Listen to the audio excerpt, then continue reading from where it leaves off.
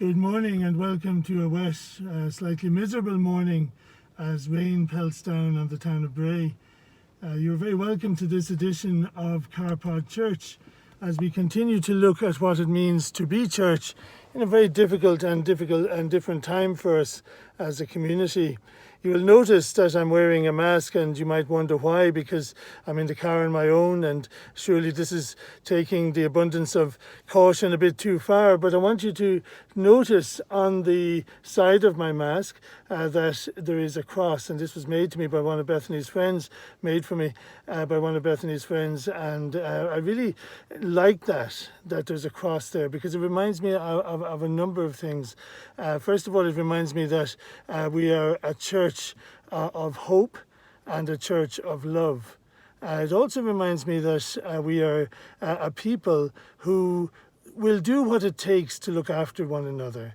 It also reminds me, by the way, that the mask fogs up my glasses, so I can't even see the screen, but we'll get past that. But I mention all of this, of course, in the light of my text this morning, when we were just letting you know that we've made the decision to move all our Christmas services online. And I know, and I really do know and understand that for many of you this is devastating news, because there are people in our parish who have never missed a Christmas Day service. There are people who needed this service, needed to be able to attend this service or these services to actually worship God together, to get a sense of not normality, but a sense of peace and the presence of God. And obviously it wasn't a decision that was made lightly, and nor is it one that we can be 100% sure that we got right.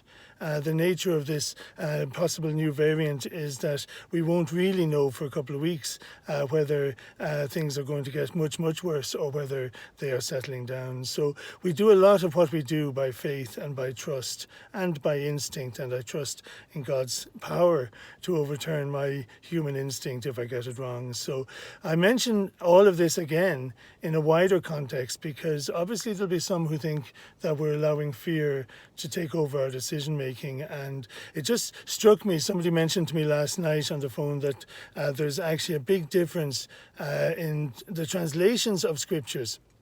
And in the King James Version, when the angel appears to the shepherds, we're told that they were sore afraid. Whereas in the more modern translations, we're told that the shepherds were terrified. And they're two very different concepts.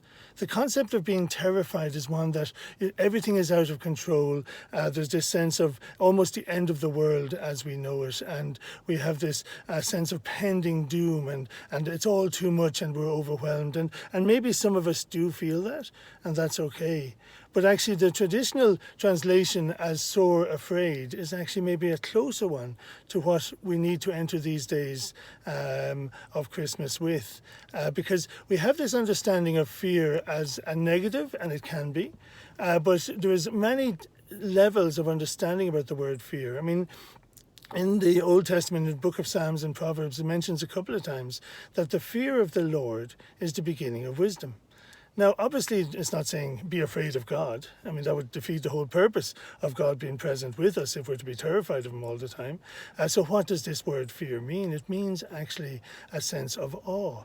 And it means a sense of wonder, that we put God in his right place, where he's due to be, where he's honored to be, where he's justified to be. He's the only one who can make sense of all these days and these things. He's the only one who can sustain us through these difficulties. And so the fear of the Lord is the beginning of wisdom, is that sense of the opportunity we have to actually surrender to God and allow him to carry us when things are getting really tough, to give us hope and to sustain us. So this sense of being sore afraid is a combination, I believe, of being afraid because this angelic presence has appeared to them and they're obviously unsure and quite scared, but also being filled with an awe-filled rather than an awful sense of wonder and even joy. So we're living in very different times. Even day by day, the news is changing and we're feeling the stress and maybe the anxiety of that.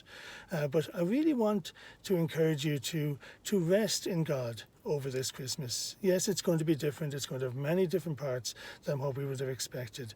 But in all things, the constant reminder to us right throughout this Carpod Church series so far has been, don't be afraid. God is with us, Emmanuel. Have a good, peace-filled, awe-filled, and joy-filled Christmas. Thank you.